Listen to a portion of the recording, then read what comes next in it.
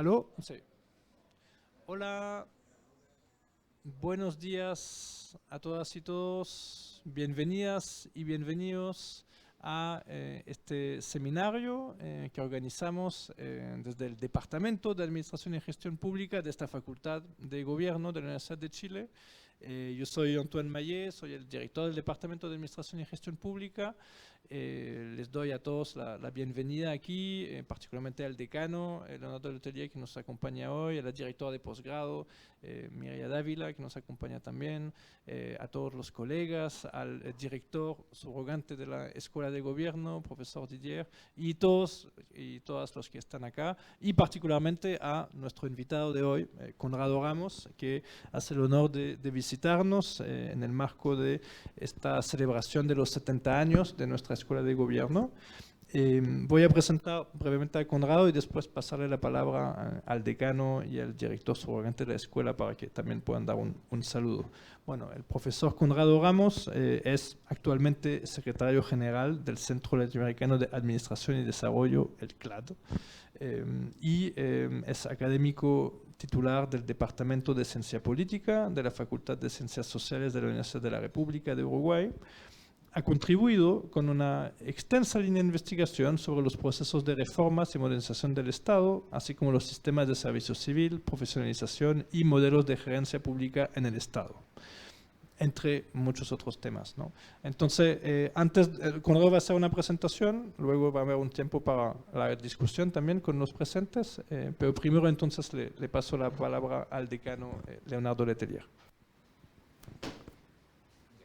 Muchas gracias. Bueno, queridos amigos integrantes de la comunidad de la Facultad de Gobierno de la Universidad de Chile, estimado Antoine, estimadas directoras de programa, directora de posgrado y por supuesto, estimadísimo profesor Conrado Ramos, que tal como me contaba hace un momento atrás, ya nos visitó antiguamente cuando todavía éramos INAP, en el Palacio Mate. Todavía tenemos el Palacio Mate. Es de nosotros el Palacio Mate. Ya. Bueno, muy bienvenido. Esta es una actividad que está enmarcada dentro de la celebración de los 70 años de nuestra escuela de pregrado, organizada por el Departamento de Gobierno de nuestra facultad y que se inserta en un ánimo permanente que tiene nuestra facultad de invitar a personalidades del mundo académico que han hecho contribuciones muy relevantes a las disciplinas que nosotros desarrollamos y por lo tanto es un honor tener al profesor Conrado Ramos con nosotros. Tenemos no solamente la expectativa, sino que la seguridad que el profesor nos va a dejar un importante legado a través de su participación. Por lo tanto, no me queda más que agradecerle y reconocer la gestión del departamento, que ha sido magnífica en este contexto. Nuestra escuela, como decía hace un momento atrás, ya cuenta con 70 años, muchos egresados, la verdad que no tengo la cuenta exactamente, pero nosotros, como usted sabrá, profesor, hemos hecho un aporte muy importante al servicio público a través de muchísimos años y estamos ciertos de que somos la mejor escuela de gobierno en la región, ¿ya?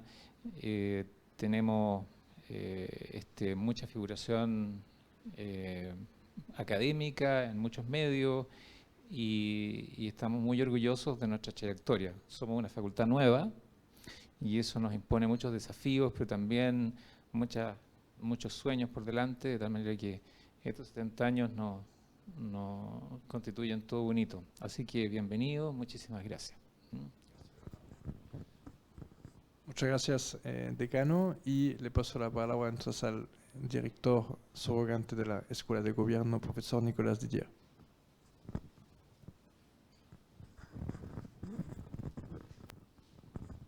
Ok.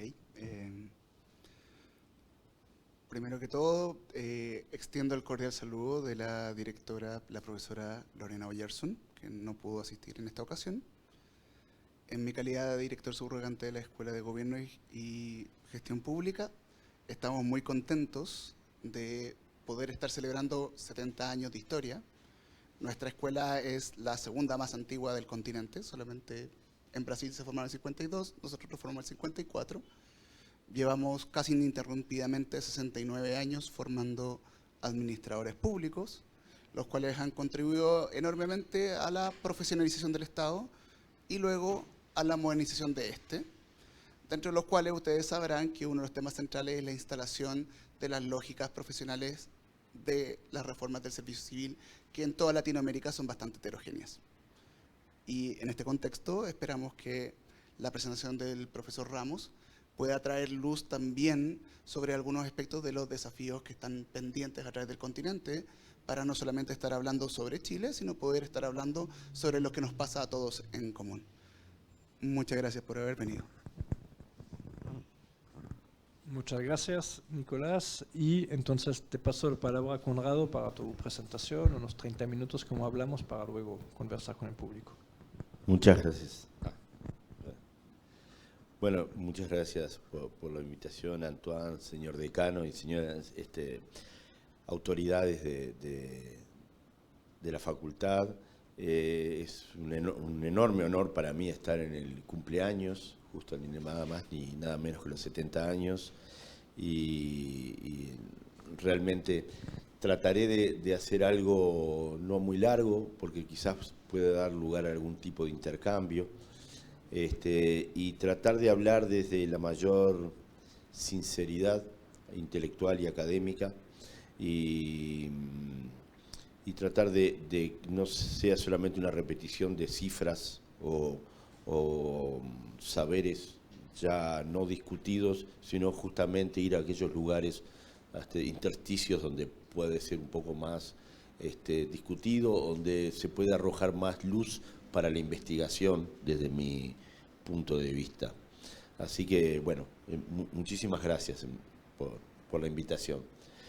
Cuando yo le pongo desafíos de las reformas del servicio civil en América Latina, servicio civil uno podría poner un subsistema, pero también podríamos hablar de las metodologías de la elaboración presupuestal o directamente de los temas de gestión pública, las dificultades para modernizar y avanzar en modelos de gestión pública en América Latina.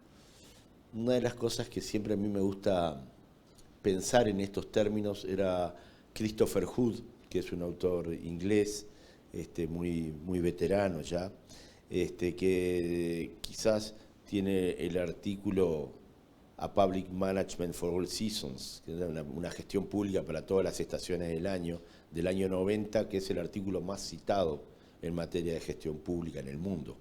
Él ahí hace la comparación entre que muchas veces en términos de gestión pública, nosotros los practitioners o quienes quieren reformar la administración, tomamos las recetas de reforma como tomaban los indios los nativos en la Polinesia cuando se retiraron los norteamericanos luego de la guerra de Corea y de la Segunda Guerra Mundial, que dejaban los instrumentos de comunicación tirados, y ellos veían que movían una manivela y se podían comunicar.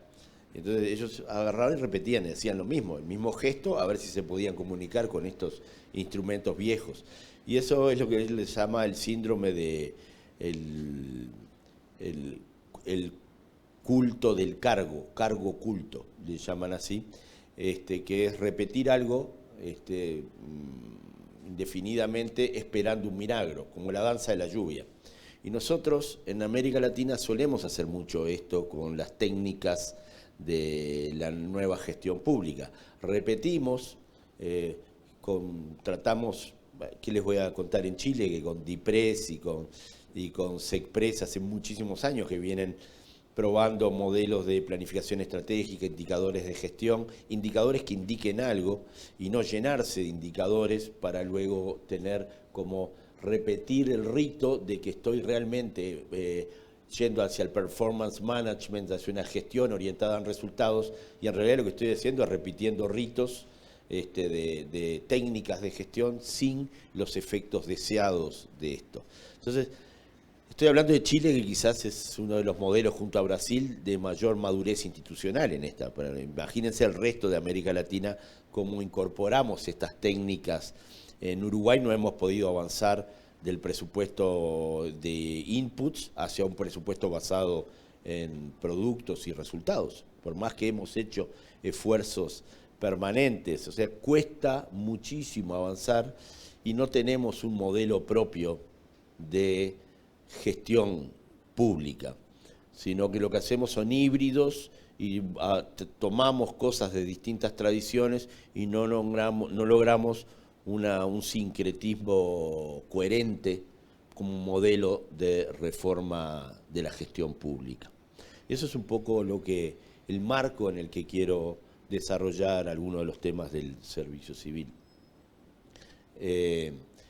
La historia, los límites de la administración pública en América Latina, cuáles son las tendencias y desafíos y algún asunto para el debate. Eso consiste en los ejes un poco articuladores de la presentación. Tenemos modelos. América Latina, nosotros publicamos un handbook de administración pública con Guy Peters se llama el Emerald Handbook of Public Administration en América Latina, y lo que decimos, tomamos de un chileno, de Jorge Neff, que históricamente trabajaba en Estados Unidos y solía decir que América Latina tiene 3 grandes problemas: inestabilidad política, ritualismo, que era esto que les decía un poco, seguimos rituales pero no nos creemos demasiado de las cosas, y politización, una sobrepolitización que uno lo ve, que nos llevó también a hacer estudios sobre patronajo, que tiene que ver por qué no avanzan las reformas del servicio civil adecuadamente, y si uno no entiende los incentivos que tienen unos señores que buscan votos, que les llamamos políticos, no va a entender cuáles son los límites de las reformas del servicio civil tampoco. Entonces, de alguna manera, nosotros tenemos modelos que son de una tradición europea o continental, sobre burocratizados, pero quizás la peor parte de la burocracia y no la mejor parte del modelo weberiano. Somos importadores de modelos, en particular el New Public Management, en sus distintas versiones de Post-New Public Management, New Governance, o los que como quieran llamarlo, y como el rostro humano de la nueva gestión pública, pero con dificultades para captar los aspectos finos de las reformas.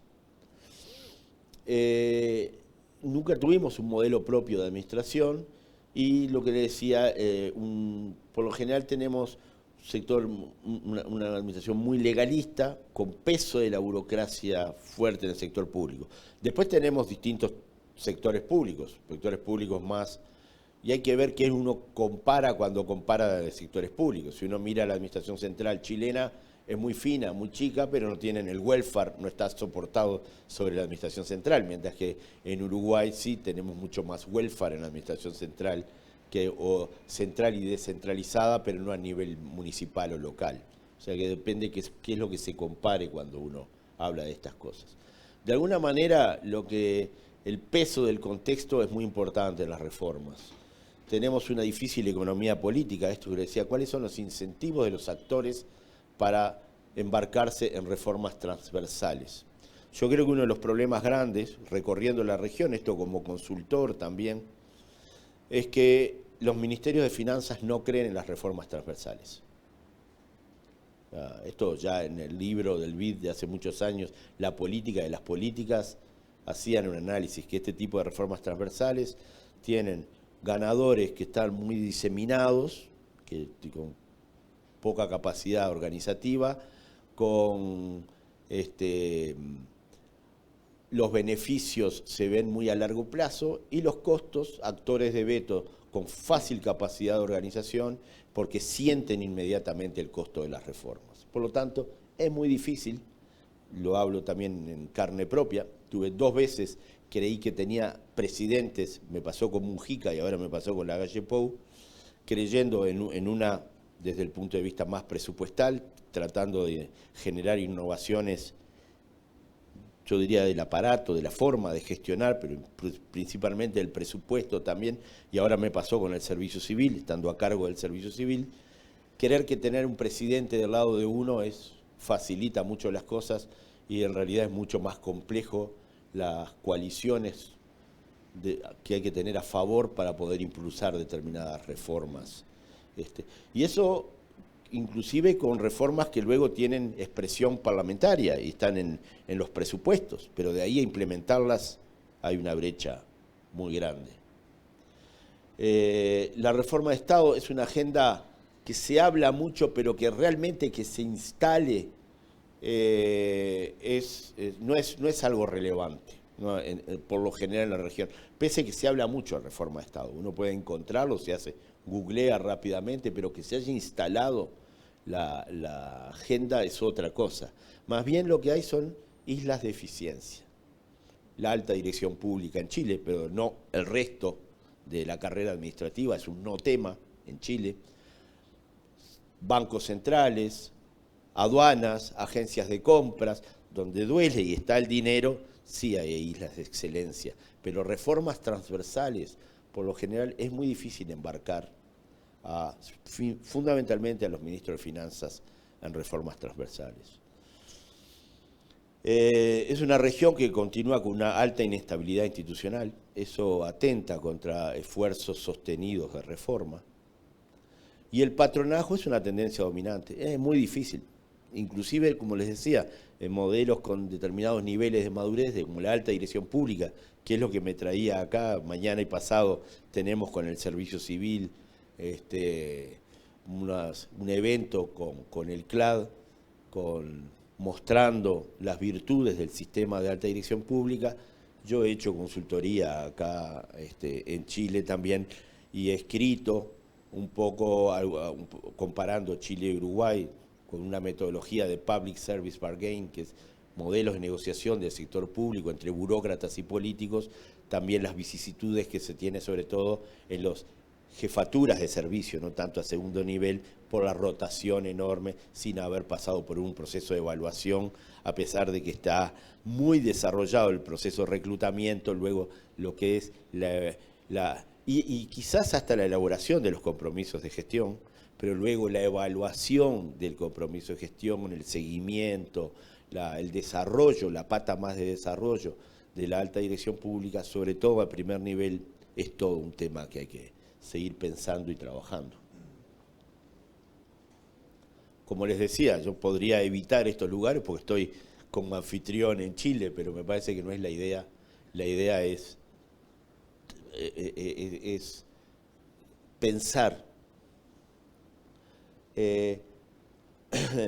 Bueno, el tema de confianza en los gobiernos, acá les doy un ejemplo.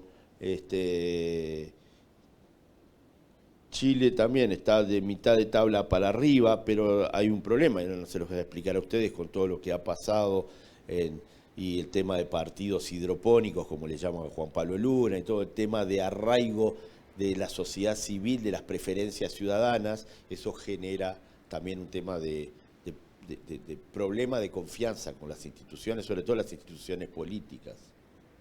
La percepción de corrupción. Chile estaba junto a Uruguay a la cabeza de América Latina, sigue estando en los puestos más altos. Hoy tú me preguntabas un poco cuáles son los factores que inciden en Uruguay, que es el país con menos percepción de corrupción. Los organismos de Contralor son muy malos. El Tribunal de Cuentas ni se asemeja a lo que es la Contraloría acá. Ni siquiera tiene efectos suspensivos sus observaciones. Se acumulan en el Parlamento. La JUTEP, la Junta de Ética y Transparencia, es un desastre, no tiene gente, es ritual lo que hace, hablando de ritualismo. Entonces, ¿por qué es que tiene el menor índice de corrupción de la región? Algunos colegas politólogos tienden a sostener que lo que tenemos es un sistema de partidos muy potente, con oposiciones muy fuertes, y eso hace que la alta competitividad, que es la más alta que hay en América Latina, hace que se controlen entre sí los partidos. Pero eso no alcanza para explicar los bajos índices de corrupción. También quizás habría que pensar en que tenemos una administración, una maquinaria administrativa coparticipativa, desde la Constitución de 1918. Es decir, la oposición participa en los boards de los organismos más que nada de provisión de servicios, de empresas públicas y provisión de servicios de welfare, de educación, de salud. Entonces hay un control mutuo, hay mucha data de la oposición, de lo que pasa dentro del organismo, y esa data luego se lleva al Parlamento. O sea, hay una vinculación entre la competencia partidaria y la coparticipación política en la provisión de servicios. Pero yo no sé, habría que investigar más. Lo estoy diciendo más intuitivamente que haciendo benchmarking y comparaciones serias académicas de por qué. El asunto es todo un tema de discusión.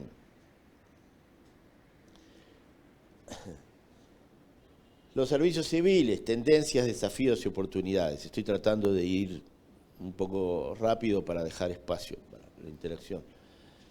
Tenemos mala calidad de datos. Hay países que tenemos mejor cantidad de datos, Chile, Brasil, Uruguay, que también ranquean en el informe que se va a presentar último de evaluación del BID, que lo vamos a presentar en el Congreso CLAD en Brasilia, al que los animo a ir, estamos tratando de arrimar mucho a la academia, al CLAD, que estábamos desde la academia bastante alejados del CLAD. Se da la paradoja que ahora soy secretario general de ahí, pero lo que quiero es arrimar mucho más a la academia. Vamos a presentar este libro y los datos que hay en la región no son buenos. Hay poco avance en los sistemas de carrera. No conozco un país que haya podido avanzar adecuadamente en un buen sistema de carrera. Yo hice una reforma en Uruguay, que ahora estuve en un evento del Banco Mundial, un foro de reformas que auspiciamos, y veía que el Banco Mundial viene promoviendo y vende reformas en Croacia. Venía a Croacia una reforma que era idéntica a la que hicimos nosotros. Identificamos ocupaciones. Nosotros no tenemos tanto el problema de contrata versus planta. El 90% en Uruguay son planta. El problema que tenemos es una carrera que en la forma existe, pero en la práctica a nadie le importa la carrera. Lo que te importa es que te manden a un lugar donde te paguen mejor por la cantidad de compensaciones y suplementos salariales que hay adscriptos a ese lugar. Por lo tanto, hacer carrera no significa nada en Uruguay. Entonces lo que hicimos fue un proceso de 2 años identificando qué es lo que hace la gente. No que me clasifiques a la gente por lo que estudió, o si estudió 5 años, o 4, o 3, sino qué hace. Soy economista, muy bien, pero ¿qué hago? ¿Soy analista presupuestal o hago otra cosa? Tengo un estudio terciario, pero está bien, estoy en tecnología de la innovación, pero de repente estudié en un politécnico y soy experto en ciberseguridad. Entonces depende qué hace la gente. Una vez que identificamos más de 100 ocupaciones, las valoramos. La OSD tiene tablas y dimensiones para valorar una ocupación. Entonces hicimos una media de los países, valoramos las 100 ocupaciones y les pusimos en una línea salarial única. Y dentro de la ocupación tenía un valor, ese valor estaba referido a un punto salarial, y luego hay una carrera, porque es neobeberiano, tiene un sistema de puestos de trabajo más de corte anglosajón y carrera como es europeo continental. Por eso es más un híbrido armamos ahí. Lo que vimos es que la mayoría de los países de la OECD apuntan en esa dirección. Yo había estado trabajando en Nueva Zelanda, en Canadá, en Irlanda, más o menos todos están yendo en esa dirección. España está mirando para avanzar en esta dirección también. Ahora, nuestra reforma quedó en el Parlamento, se aprobó, pero no se implementó. Finanzas no quiere saber nada con esto. No por lo que sale. Hicimos simulaciones, salía 7-8% de la masa salarial en la administración central. Estoy hablando de los ministerios, porque ya hacer carreras administrativas genéricas fuera de los ministerios es muy compleja. Lo que se puede hacer es escalar después una reforma. Pero lo hicimos a nivel de los ministerios y el costo fiscal era mínimo, y aparte tiramos una línea salarial donde se arrimaba mucho más hacia el mercado. Lo que hacíamos era, la persona que con los suplementos salariales ganaba mucho más, identificábamos qué dinero era el valor de su ocupación, y lo que ganaba además le quedaba una mochila. Y esto con los sindicatos lo acordamos. Cuando la persona se jubilaba, esa mochila vuelve a hicimos el inciso 24 del presupuesto, que es donde se pueden poner dineros que se destinan luego a mejorar la pirámide salarial, a destopear carreras que ahora de repente las tenemos topeadas, experto en ciberseguridad, para dar un ejemplo, ingeniero vial, y poder destopear y no tener que subir toda la línea salarial con un arrastre de ocupaciones que están pagas de más con respecto al mercado administrativo poco calificado, pero tenemos subpagas ocupaciones de alta complejidad. La belleza que tiene un sistema de ocupaciones es que te permite modificar las escalas salariales identificando la ocupación y no una escala salarial genérica. Y esto se puede negociar con los sindicatos. Para ahí está yendo el mundo. Yo no he escuchado en Chile que se esté debatiendo este tema. Creo que es un no tema por ahora el tema de la carrera y están concentrados en la alta dirección pública, que está muy bien, porque es un ejemplo para la región, pero creo que en algún momento se tiene que extender esta discusión como está haciendo la OECD. No solamente la OECD, nos vinieron a ver de Jordania, o sea, el Banco Mundial está tratando de promover este tipo de reformas, porque en realidad termina alineando mucho más hacia el mercado la escala salarial del sector público. No idéntica, porque inclusive hay ocupaciones, analista presupuestal no están en el mercado. Y además hay un tema de estabilidad en el sector público, pero se alinea más y no como nos pasa en Uruguay, que cuando llamamos a un administrativo en un lugar que está bien pago, tenemos colas de gente y cuando llamamos a una tarea de alta complejidad la tenemos que contratar por afuera porque dentro del sector público no la podemos pagar dentro del sistema de carrera. Entonces, algunos sistemas vemos que han avanzado en reformas normativas como Paraguay, Costa Rica, República Dominicana o Uruguay, pero no se llegan a implementar adecuadamente este tipo de cosas. En Paraguay o en República Dominicana, un tema que hay es la cantidad, proliferación de vínculos jurídicos con el Estado, que hay que poner orden ahí porque cada uno tiene su propio sistema de carrera y es una cacofonía, una balcanización del sector público infame. Y la legislación está muy dispersa. Algunas debilidades, poca planificación efectiva de la fuerza laboral. Claro, si no sabemos lo que la gente hace, ¿cómo vamos a planificar la fuerza de trabajo? Si yo tengo clasificado a la gente como profesional o administrativo o servicios generales, pero no sé realmente lo que hace la persona, menos voy a poder. Hablábamos con el Servicio Civil Australiano, por ejemplo, tienen según procesos de trabajo clasificada a la gente, no solamente por ocupaciones, sino que agrupan en familias ocupacionales y dicen, bueno, toda esta gente la tenemos en welfare, esto lo tenemos en apoyo financiero contable, gestión humana, esta la tenemos en tareas de inspección, entonces uno puede por procesos de trabajo clasificar y pensar y planificar mucho mejor. Si uno no hace eso y lo tiene a la vieja usanza europeo continental, tengo 10 profesionales acá, tengo técnicos profesionales, como es en Uruguay que se clasifica así, no sé qué está haciendo la gente adentro de la maquinaria.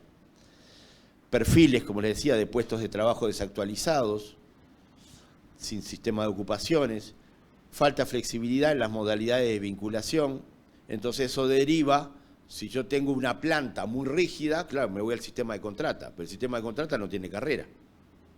Entonces ahí o me voy a la inflexibilidad absoluta o me voy a una flexibilidad que no puedo instalar un sistema de carrera. Salvo que no crea en un sistema de carrera y digo, bueno, Suecia, asimilo a los empleados del sector privado y del público, que es legítimo pensarlo. Yo creo que para América Latina, con el fenómeno del patronazgo que tenemos, deberíamos pensar en un sistema mucho más neobeberiano y no de asimilación de lo público y lo privado. Pero reconozco que es toda una discusión que está dada. Sistemas de remuneraciones disociados del mercado, se paga mucho mejor las funciones básicas y se paga mal las funciones altamente complejas, funciones u ocupaciones con perfiles. Insuficiencia y volumen de asignación presupuestal para los sistemas de capacitación, ahí tenemos un déficit bastante grande, y dificultad de atracción y retención del talento digital, sobre todo profesionales de TI. Pero esto pasa por esto mismo, pues no tenemos un sistema de ocupaciones. Si uno acá clasifico la familia ocupacional, TI, e identifico, no es lo mismo alguien que hace mantenimiento de sistemas que un desarrollador de sistemas complejos o alguien experto en ciberseguridad, bueno, ahí puedo pagar el distinto valor de una ocupación. Tendencias, desafíos, oportunidades. Creo que la alta dirección pública es crítica. Chile viene repensándose permanentemente y creo que ahí hay una ventana de oportunidad, pero ningún país en América Latina pudo consolidar fuera de Chile un sistema de alta dirección pública. Hay cosas, altos directivos públicos, pero no hay un sistema.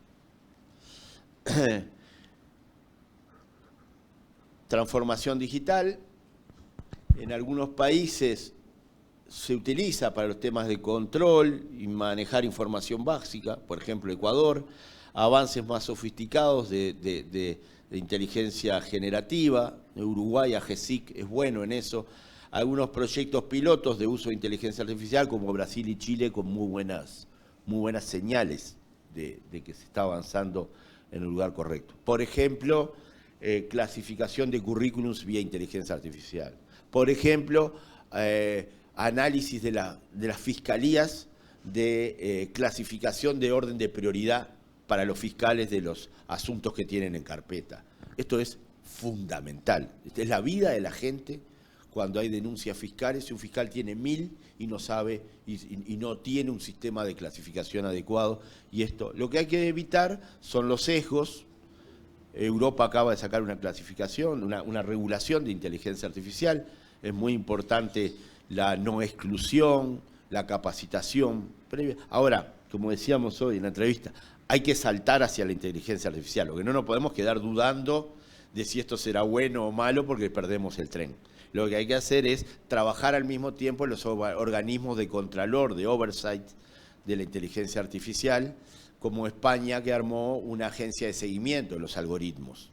Está vacía todavía la agencia, pero el CLAD estamos viendo si podemos promover un poco en la región, y esto en la reunión de expertos en Naciones Unidas se trató un poco esta temática. Bueno, hay una tendencia de los temas de gestión pública también vinculados al ambiente. Estoy mirando, Luis, también los proyectos que se desarrollan en esta casa mismo. Aplicación de inteligencia artificial a los temas de mitigación de medio ambiente también es muy importante. Creo que hay que trabajar fuerte en esta línea y desde la gestión pública se tiene mucho para decir en esta materia. Pero para eso tenemos que tener expertos en esta materia y con el sistema de carrera que tenemos no atraemos a los mejores. Estoy hablando en términos genéricos en la región. O si los atraemos por fuera de la función pública, ¿no? Los contratamos, pero ahí no ganamos memorias institucionales.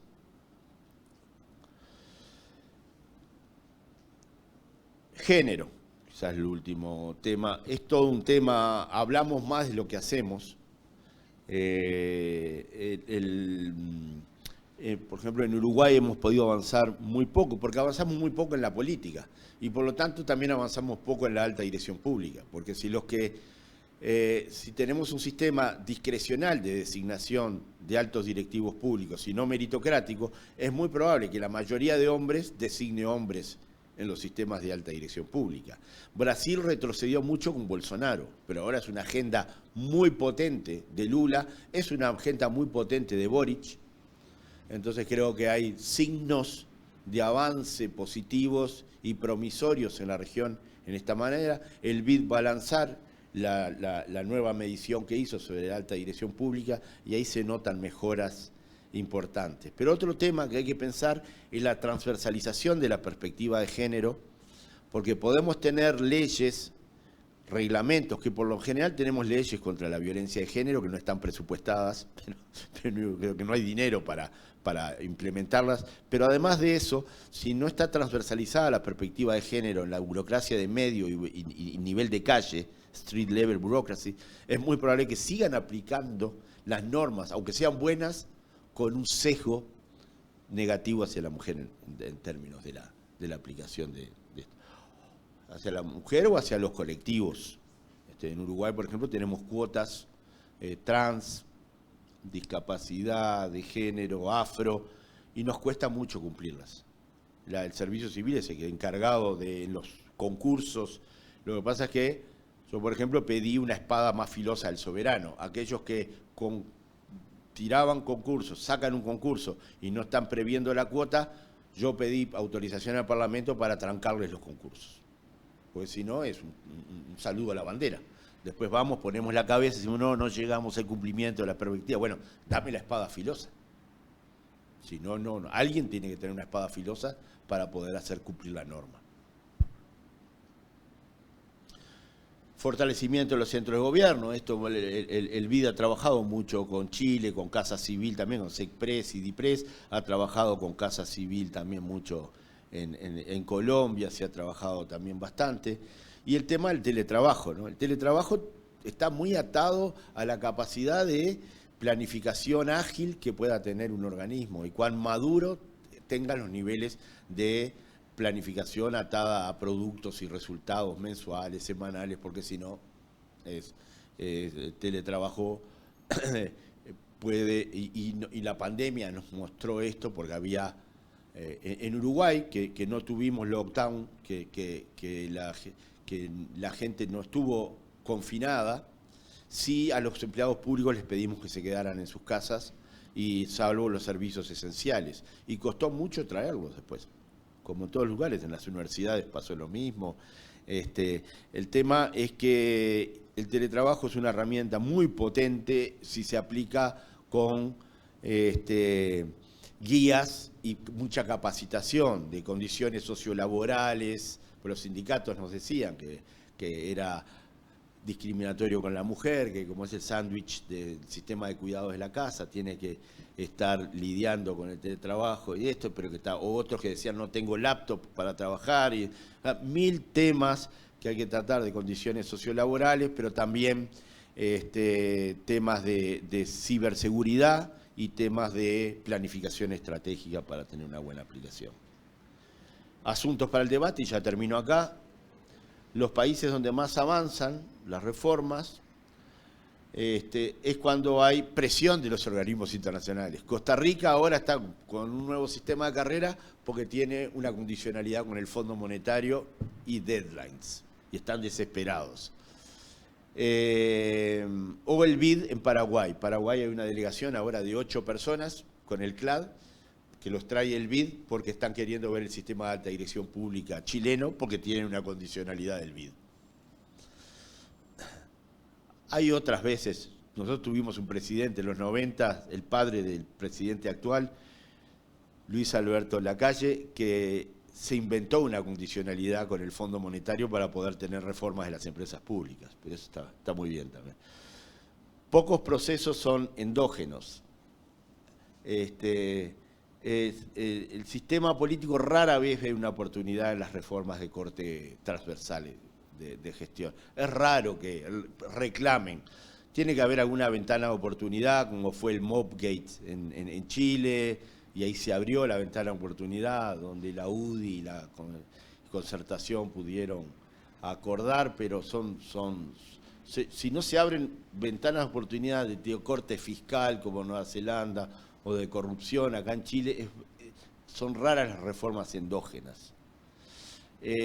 Sistema de carrera de gestión humana, en muchos casos vetustos, que no logran realmente consolidar burocracias profesionales. Yo creo que ahí tenemos y entonces acá una tabla que sintetiza ya para el final. Por lo general tendemos a copiar modelos de one size fit all, de un mismo talle se ajusta a todo, y lo que tenemos que hacer es reconocer la diversidad y la individualidad de los servidores públicos, trabajar mucho más en campo. Tenemos una tendencia a enfocarnos en la estabilidad del trabajo y en realidad hay que enfocarse mucho más en los propósitos y los significados. Tenemos un management basado en reglas y tendríamos que ir mucho más hacia la confianza, la autonomía y la accountability basada en resultados. Y los managers tendemos a verlos como supervisores jerárquicos, más como coach que posibilitan los cambios. Esto es un tema cultural, pero los temas de cultural también se deducen de incentivos. Yo no soy culturalista, más bien soy neoinstitucionalista. Entonces creo que hay que trabajar en conjunto el sistema de incentivos que va generando culturas también. No porque los anglosajones son distintos a nosotros. Y asuntos para el debate, ya no voy a repetir los temas de confianza en el gobierno. Y termino acá porque si no me extendí, prometo y no cumplo. Muy bien, muchas gracias.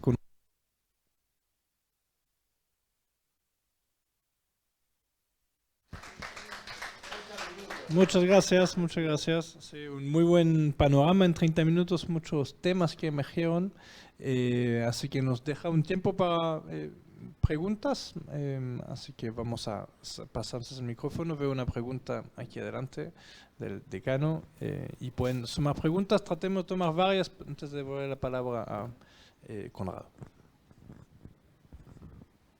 Gracias. Bueno, muchísimas gracias, profesor Ramos. Muy interesante su presentación, muy pertinente además. Tengo una pregunta que no vi, sobre un tema que no vi en su presentación, que yo creo que es bien crítico y que es el porcentaje de cargos de confianza que asignan los gobiernos en ejercicio. Yo siempre me he preguntado, bueno, ciertamente eso es un problema. Yo creo que la mayor parte de los problemas asociados a la gestión o a esa sensación de que la administración de recursos humanos no es la debida, tienen algo que ver con eso. Esa es la primera cuestión. Y lo segundo que me pregunto, que yo nunca he encontrado el dato, ni sé cómo encontrarlo, es si uno compara América Latina con la realidad de los países de la OCDE más ricos y con mejor tradición en el tema que estamos conversando, ¿cómo nos comparamos en esa dimensión? Vale decir, el porcentaje de funcionarios públicos que son designados por el gobierno versus los que tienen una carrera profesional en los términos que usted mencionaba. Esa es mi pregunta. Muchas gracias.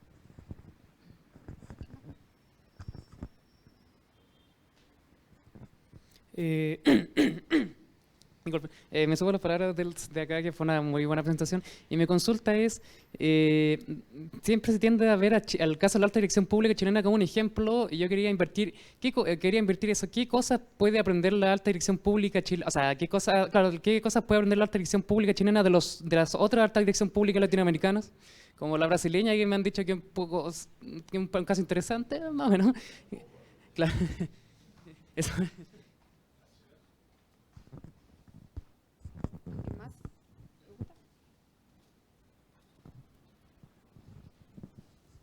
Bueno, Conrado, muchas gracias por tu presentación. Yo la verdad es que también me gustaría polemizar un poco la idea de la alta dirección pública en Chile, porque han surgido algunas cosas los últimos años, ¿no?, respecto de la politización de ciertos concursos, de la estabilidad de las carreras de la alta dirección pública. Entonces, ¿qué pasa cuando a veces estas políticas que parten con una idea técnica, ¿cierto?, como decía el decano, de tratar de evitar el sesgo político, ¿cierto?, en la nominación de cargos importantes y estratégicos en las organizaciones públicas, empieza a politizarse, ¿no? Y eso también ha tenido un efecto, que hay muchos concursos hoy día de la alta dirección que no se han podido ejecutar. De hecho, hay muchos concursos pendientes que no se han podido cerrar, y eso también hoy día ha levantado un debate. ¿Cómo lo ves tú, digamos, a propósito también de ese problema?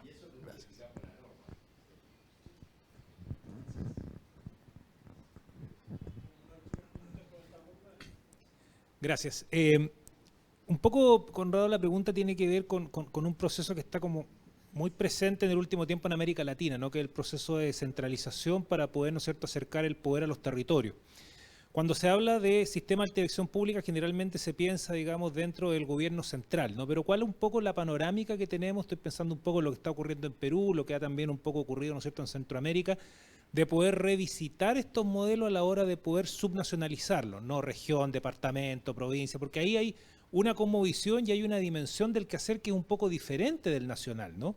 Entonces, más bien, digamos, ¿cuál ha sido un poco la visión del CLADE en esta materia? Que yo creo que puede ser súper útil, porque actualmente en nuestro país hay un debate al respecto, ¿no? Hay un sistema que es parecido a la dirección pública, pero que no es igual, y se designan jefaturas de división, jefe de departamento. ¿Cuál ha sido un poco, digamos, la panorámica que han podido levantar también en esta perspectiva? ¿Ya?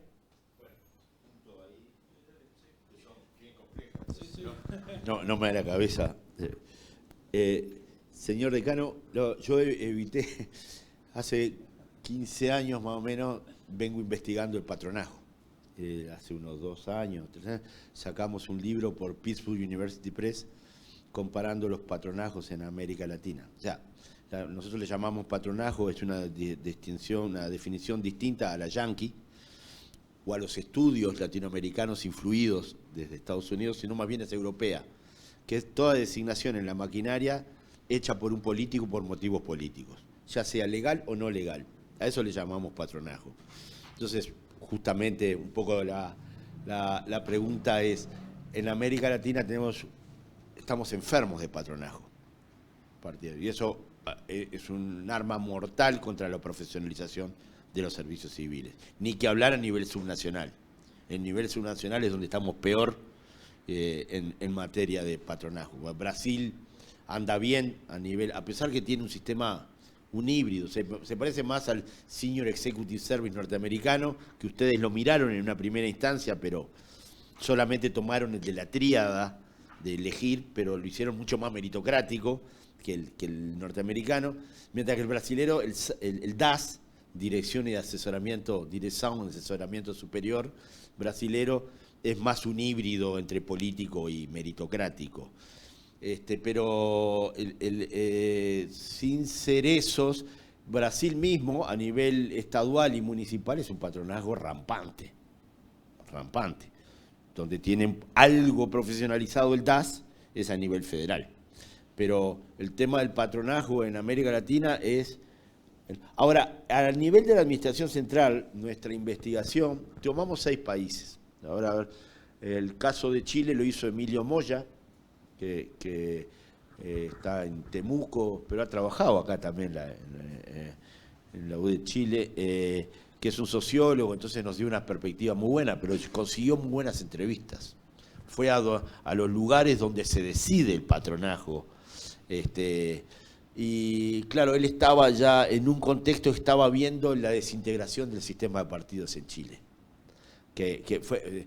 estoy hablando hace 10 años, 15, que empezó él, se empezaba a visualizar, y era cuando antes que Juan Pablo Luna sacara lo de los partidos hidropónicos, pero cuando ya estaba esta cosa de un poco la pérdida de referencia y de anclaje societal de los partidos, entonces ya nos da que es un patronazgo mucho más personalista. Cuando en Chile el patronazgo era mucho más... Era como en Uruguay, era partidario netamente, era calculadito para mantener la coalición de gobierno. Lo que le llaman el índice de coalescencia, cuál es el índice de correspondencia entre fuerza partidaria y entrega de cargos era perfecta. Y en Chile se despatarró y quedó mucho más a un patronazgo más de corte personal, vínculos personales, que pueden ser partidarios como no, o tecnocráticos. Patronazgo si se quiere. Ya no era tanta la presencia del famoso tecnopol chileno, de la concertación, sino que se empezó, bueno, con Piñeira el patronazgo se hace más empresarial, si se quiere, la ciocracia de Macri en la Argentina. Cuando el patronazgo en Uruguay es mucho más partidario, es exactamente partidario, y con el frente, con una aparición de los sindicatos en los repartos de cargos, que no se da en este gobierno de la calle Pou. Vuelve a ser bien partidario neto y se cambia por algunos empresarios más que sindicatos. Pero para mencionar algunos ejemplos pero en los partidos, en los lugares como Perú, en la región andina, que hay un colapso total del sistema de partidos, el patronazgo es tecnocrático. Las tecnocracias, eso está estudiado por Eduardo Dargent. Bueno, nosotros trabajamos con la mujer de Eduardo Dargent, Paula Muñoz, que hizo un excelente... Es horrible llegar a hablar de la mujer a través del marido, pero como hablé del marido porque era el que más estudió las tecnocracias en Perú. Pero Paula es una doctora de la Universidad de Austin, en Texas, brillante, académica, y con ella discutimos mucho porque nos cuestionaba que hubiera patronazgo en Perú. Le digo, ¿cómo que no hay patronazgo en Perú? No, porque dicen acá los patrones son la tecnocracia y los clientes en la política, porque tienen mucho poder y se mantienen y cambian la política, pero los tecnócratas siguen estando. Le digo, pero en última instancia el que tiene poder de designación es el político. Podrán tener mucho poder los tecnócratas, pero la relación de dual del patronazgo entre patrón y client sigue siendo que el que designa es el político. Por lo tanto, le torcimos la mano, pobre Paula, y igual ella puso lo que quiso en su artículo. Solamente nosotros, como editores, con Guy Peters y Francisco Paniza, consideramos que el caso peruano era un caso de patronazgo con rasgos tecnocráticos muy fuertes. Lo que quiero decir para cerrar esto es que el patronazgo en América Latina tiene una presencia excesiva que mata al servicio civil profesional. Eso está claro. Ahora, en la administración central, el patronazgo se da más por arriba que por abajo.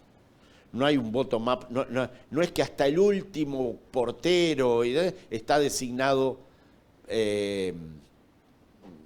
discrecionalmente, sino que es más de términos medios y altos. El patronazgo en la administración central en América Latina por lo general. No es esa cosa y tampoco es job for votes. Tampoco es el patronazgo con votame y te doy el empleo. Tienen otras, nosotros generamos una tipología de patronazgo. O sea, si la persona tenía antecedente técnico o partidario y sus características, si venía del partido o venía del trust, la confianza personal. Y ahí armamos una tipología. Pero no importa, yo no la voy a repetir acá, eso pues no da el tiempo ni es el caso. Pero lo que quiero decir es que sí, el patronazgo es un problema gigante, hay que estudiarlo, hay que entender por qué los señores políticos siguen insistiendo en designar. Y son muchas, desde la financiación de los partidos, porque designo fundraisers, gente que me ayuda a buscar plata, la designo después en la maquinaria, la recompenso. Porque me mantiene la coalición, yo hago reparto de cargos entre los miembros de la coalición. Porque confío más en la tecnocracia que traigo de afuera, que en la burocracia que pienso que son todos unos burros, y traigo gente de afuera. Son muchas las. Por lo tanto, los roles que cumple el political appointee, el designado político, son varios.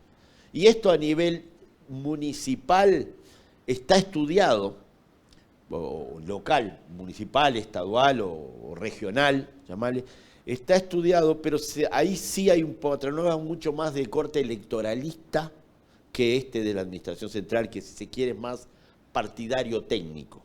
Ahí sí es muy job for votes y asociado al clientelismo y a la entrega de servicios. Eso es lo que está estudiado en la región, está lleno de artículos al respecto. O sea, nosotros quisimos estudiar la parte del patronazgo que no estaba estudiado, the neglected side of patronage, que era en la administración central, que en América Latina no había estudios, porque en general los estudios eran el patronazgo, no se estudiaba los motivos ni qué hacía la gente esa ahí adentro, se estudiaba por proxies. ¿Cuántos empleos públicos versus contratos? Cuando me aumentan mucho los contratos, quiere decir que me aumentó el patronazgo. Y el patronazgo que más estaba estudiado es el patronazgo a nivel subnacional. No estaba estudiado. Simplemente para hacer una mención a lo que tú decís, que yo no lo mencioné acá tanto, pero que es a lo que le dediqué mis últimos 15 años de investigación. Y yo creo que hay mucho por investigar todavía. Ahora estamos escribiendo un handbook, pero ahí ya Guy Peters a nivel mundial comparando regiones, y vamos a ver qué da la comparación regional. Pero en todos lugares.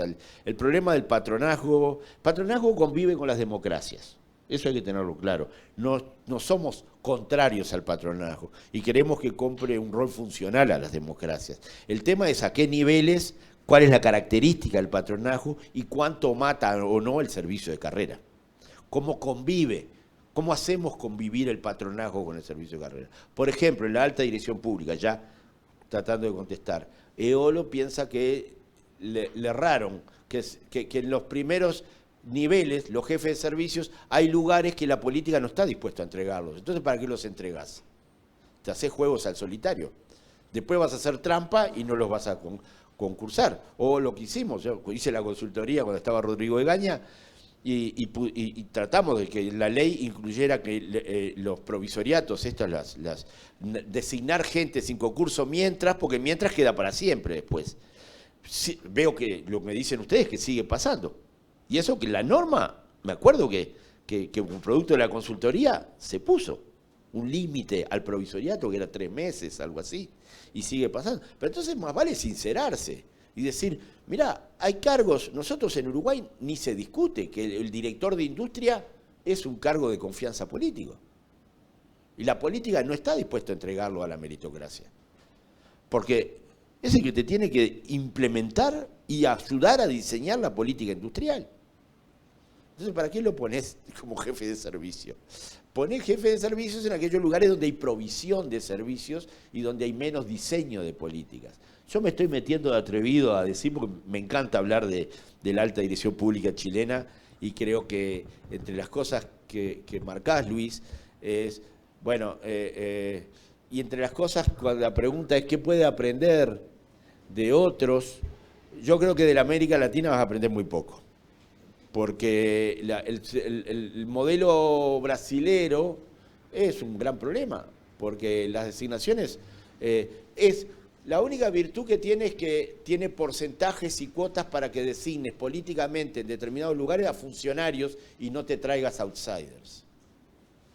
Pero ese funcionario después no está evaluado por su performance, sino que está evaluado por la confianza.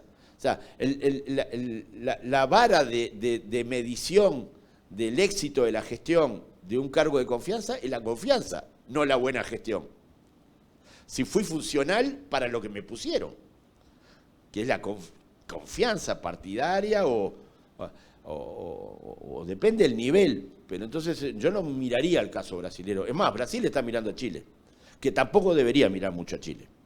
Lo que debería aspirarse es a partir de las raíces que tiene el modelo de dirección de asesoramiento superior, ver cómo solucionan algunos problemas que tienen. Yo iría por otro lado, ni siquiera miraría el caso, porque son bien distintos. Porque aparte, ellos los tienen adentro de los ministerios, ustedes los tienen bien identificados para servicios. Son contextos institucionales distintos, el chileno y el brasilero. Pero bueno, perdón, me extendí demasiado en el tema de patronazgo, pero es que me apasiona. Y me había anotado acá, para no ser irrespetuoso, un poco más respecto a lo local. no, lo local, ¿no? No, pero creo que de alguna manera te contesté. ¿Qué estudió el CLAD? Nada. El CLAD no tiene estudios sobre patronazgo, porque el CLAD por lo general ha sido la trayectoria del mejor de los mundos. O sea, mi crítica al CLAD es que se juntaban los practitioners a decir que we are fantastic. Todo el mundo se juntaba para decir qué bien que está mi gobierno. Y yo lo que trato de hacer del CLAD es, mirá todos los problemas que tenemos, todo lo que tenemos para trabajar juntos, qué podemos aprender unos de otros. Es muy difícil pedirle a alguien que manda al gobierno, representando al gobierno, que sea crítico. Lo podés hacer. Yo cuando iba por el gobierno, como soy un loco suelto, lo hacía. Pero no depende el apoyo y el respaldo político que tengas para hablar. Entonces, el CLAD, por lo general, no cumplió la pata de análisis crítico de estos temas. El pensar, esto es arrimar a la academia. Si no arrimás a la academia no lo vas a poder hacer. Porque no le podés pedir a un practitioner que te ayude a pensar la solución. Esto tiene que venir. Lo que tiene que haber es una buena interrelación entre practitioners, respaldo político, porque están los ministros de planificación o secretarios de función pública sentados en el CLAD, y la academia, y la sociedad civil, y pensar soluciones y tener cuáles son los aspectos críticos que tenemos que tratar. Todo el tema de la descentralización, ¿no? Es un mundo aparte, porque depende también cómo se da la interrelación política-administración, política-burocracia, de acuerdo a las reformas políticas que están haciendo, como la que han hecho ustedes, como la que hizo Argentina en su momento, pero no le transfirió dinero. Entonces ahí tenés todo un problema. Y cómo se juega el tema, si es partidario, si todavía tenés partidos con arraigo territorial o perdieron el arraigo territorial y el patronazgo se juega en otra cancha. O si es clientelismo duro y puro, como eran los estudios tradicionales. O sea, hay quienes defienden el patronazgo de Aullero, que es un autor argentino, defiende que muchos riots, muchas revueltas son amortiguadas por los punteros locales. Y entonces tener punteros es una buena cosa. La discusión que hay ahora, Milei-Kirchnerismo, en la entrega de los planes a través de organizaciones políticas que se quedaban con una parte de la plata. Hay quienes la defienden a muerte y hay quienes dicen, no, esto es un disparate, esto tiene que ser weberiano, tiene que ser una burocracia weberiana entregando los planes sociales y no importa si la persona es... Ahora, es toda una discusión, ¿eh? Yo soy más weberiano, pero es toda una discusión de quienes sostienen que los punteros, acá en Chile se les llaman distintos, operadores territoriales, ¿verdad? Tienen un rol importante en las democracias, en la amortiguación de los conflictos sociales y en la interacción, en esa falta de estatalidad que hay, cumplen un rol de llenar ese agujero de estatalidad. Hay toda una literatura al respecto, que hay que, creo que meterle el diente, el CLADNI, ni sueño de haberlo metido. Ojalá nos ayuden y podamos empezar a pensar en estos términos. Disculpen que me extendí demasiado, pero me entusiasmo. Muchas gracias, Conrado. Es bueno el entusiasmo. A ver, preguntas que habían quedado pendientes. Sí, hagamos una segunda ronda. Te voy a pasar el micrófono. Bueno, dale.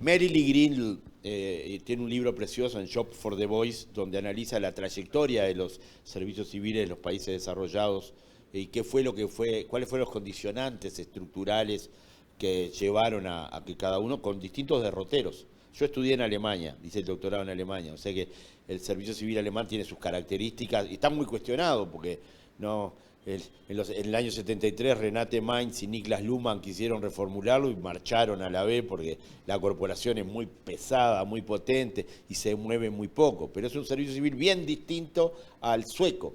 El sueco en algún momento determinado dijo vamos a hacerlo más parecido al sector privado y prácticamente no se diferencian en sus estatutos. Lo que tienen son sindicatos muy fuertes. Que un partido político venga y por motivos políticos eche gente, se le arma un lío sindical de la masita. O sea que ahí son distintos condicionantes institucionales que marcan uno y otro. Unos son tradiciones híbridas como los escandinavos, entre anglosajón y europeo continental, otros son más europeo continentales, Francia, Alemania, y otros son hasta de patronazgo fuerte como el sur de Europa, Grecia, España, son de alto patronazgo y muy rígidos. Entonces, ahora, si yo tuviera que pensar, yo creo Paraguay Christian Schuster, es un profesor de la University College que cuando estaba haciendo su doctorado estudió el caso de Paraguay, y yo hice el review para el BID del caso de Paraguay, inclusive fuimos como consultores a Paraguay, íbamos al servicio civil, tenían por eso lo que digo, lo digo y tenían un embale, decimos nosotros, tenían una fuerza, ibas a finanzas y decían, no vamos a hacer nada de lo que dicen estos tipos. Y así me pasó en un montón de países en Uruguay. Iba para un lado, después iba a finanzas y decía, acá también. Ibas a DIPRE y te decían una cosa, venías a la SEIPRES y te decían otra. Depende, hay veces que DIPRES y SEIPRES están en hermanitas y otras veces no se pueden ni ver. Entonces, eso dificulta también las reformas. Yo creo que hay que entender justamente qué tipo de patronajo hay en Paraguay y cuál es la funcionalidad que tiene el patronajo. Yo si quiero convencer al sistema de partidos, no es por una ley grandota y después ya sabés lo que va a pasar con esa norma. Lo que tengo que ver es qué le doy a cambio. Si no entiendo para qué quiénes ganan y quiénes pierden con determinadas reformas, no estoy entendiendo, le estoy errando, le estoy pifiando. Por ejemplo, en Paraguay, muchos cargos de gobierno, de funcionarios, ya sea con estabilidad o sin estabilidad, sus salarios los determina el Parlamento. Es una cosa es impensable para Chile o para Uruguay, que un parlamentario se meta en una persona a decir su salario va a ser tal, y sacan una norma para esa persona. Ahora, hay que ver qué hizo esa persona también, ¿sí? ¿Qué rol está cumpliendo en la maquinaria esa persona? ¿Es un don nadie que cualquiera, un votante cualquiera, o es alguien pesado para la maquinaria? Entonces, si yo no entiendo, y si no genero un equivalente funcional para lo que pierden los partidos, si es que sean los partidos, si son empresas privadas que están manteniendo, si son intereses en Perú. Yo estuve ahora hace 10 días en Perú. En Perú estaba en un evento de Servir, a todo trapo, y en esa noche se estaba discutiendo si desaparecía Servir. Y estábamos haciendo un gran evento de Servir. Y decía, pero ustedes no pueden hacer lobby. Dice que es imposible, está tan fragmentado la representación partidaria, que son grupos que representan a una minera, representan a entonces tenés que ir a invocarle cuál es el interés que persigue ese tipo para generar determinados votos y una mayoría que sostenga que Servir no quede como un departamento dentro del Ministerio de Trabajo y siga estando en el Consejo de Ministros. Entonces, es muy difícil porque en Uruguay es más fácil. Vos negociás con los 3 grandes partidos, con los sindicatos y parás de contar, y con la ministra de Finanzas. Y parás de contar, pero los grupos de veto son tan concentrados. Ahora, cuando están tan dispersos como están en Paraguay, hay que ver cuáles primero hay que entender bien, estudiar mejor el fenómeno del patronajo en Paraguay. Y luego ver qué antídotos puedo tener, qué diseño de reforma gradual. No me refiero a enclaves. Yo no creo en las reformas por enclave, sino transversal, pero gradualmente. Y cuáles son las coaliciones ganadoras que debería formar. O sea, es muy genérica mi respuesta, pero te puedo dar una respuesta más afinada porque hay que entrar al estudio del patronajo en Paraguay.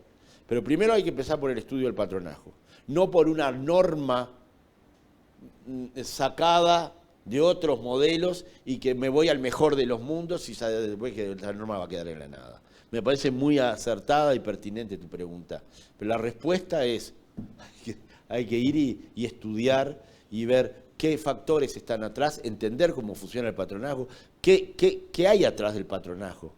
Tema de plata, de financiación de partidos, tema de corrupción, en lugares claves, en lugares de compras, en lugares de oversight.